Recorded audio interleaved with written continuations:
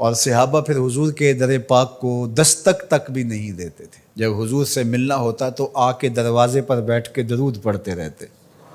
حضور جب خود آتے تو کوئی بات کہتے، انتظار کرتے رہتے۔ اور آقا کریم کا طریقہ بھی یہ تھا کہ جب حضور گھر تشریف لے جاتے اور حضور نے فوری پلٹ کے واپس آنا ہوتا تو حضور اپنے نالین باہر اتار دیتے۔ یہ سائن تھا اس بات کا کہ رکیے، حضور ابھی آ رہے ہیں۔ اور حضور نے اگر استراحت فرمانی ہے، ابھی نہیں آنا، تو حضور نالین سمیت چلے جاتے۔ حضور بھی خیال رکھتے تھے کہ کوئی دیر تک نہ بیٹھے، اب تشریف لے گئے ہیں، دیر کے بعد آئیں کہ کوئی کام کر لیں، کھانا کھا لیں، چلے جائیں۔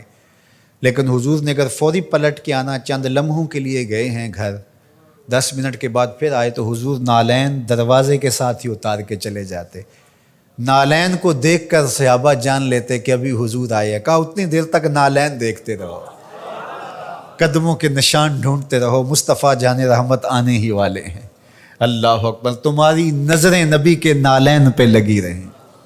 امام بخاری نے ادب المفرد کے اندر صحابہ کے اس منظر کو بیان کیا ہے۔ کہتے ہیں کہ صحابہ حضور کے دروازے پہ پھر دستک نہیں دیا کرتے تھے، اور اگر کبھی ناگزیر حالت ہو جاتی، دستک دینا پڑ جاتا حضور کے دروازے پہ، تو پھر ان کا طریق کیا تھا؟ کہتے ہیں کانت تکرہ ابواب النبی بالاظافر، صحابہ اپنی انگلیوں کے ناخنوں کے ساتھ حضور کی دہلیز پہ دستک دیا کرتے تھے، ہولے ہولے حضور کی دہلیز پہ دستک دیا کرتے تھے۔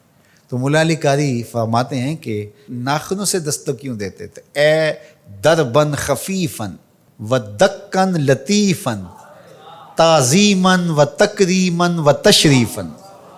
یہ صرف اپنی بے تابی کا اظہار تھا کہ ہم کھڑے ہیں، یہ ادب ہے ان کا، یہ محبت ہے ان کی۔ اللہ اکبر۔ حضرت ابو ہریرہ نے ساری زندگی کمان کو بے وضو ہاتھ نہیں لگایا۔ کسی نے کہا ابو ہریرہ یہ کمان تو ہندوستان سے بن کے آئی ہے۔ کہا کہ اس کمان کو بھی بے وضو ہاتھ نہیں لگاؤں گا، اس لیے کہ اس کی شکل اس کمان سے ملتی ہے جو میرے حضور کے ہاتھ میں رہی، میں اس کو بھی بے وضو ہاتھ نہیں لگاؤں گا۔ یہ تھی ان کی محبت۔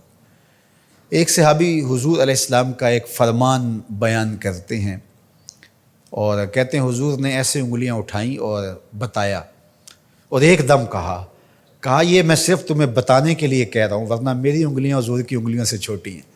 اللہ اکبر۔ کہا یہ جو میں نے کہا نا حضور نے یوں انگلیاں اٹھائیں، یہ میں تمہیں بتانے کے لیے، مسئلہ سمجھانے کے لیے، میری انگلیاں حضور کی انگلیوں جیسی نہیں ہیں۔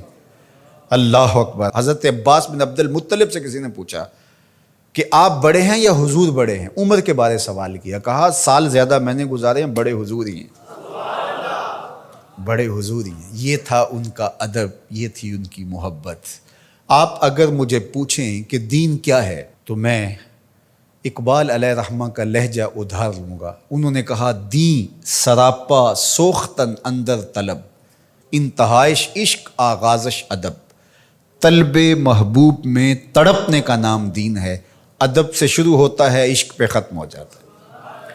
جو دین ادب سے شروع نہ ہوتا ہو اور عشق پہ ختم نہ ہوتا ہو، وہ دین دین ہی نہیں ہے۔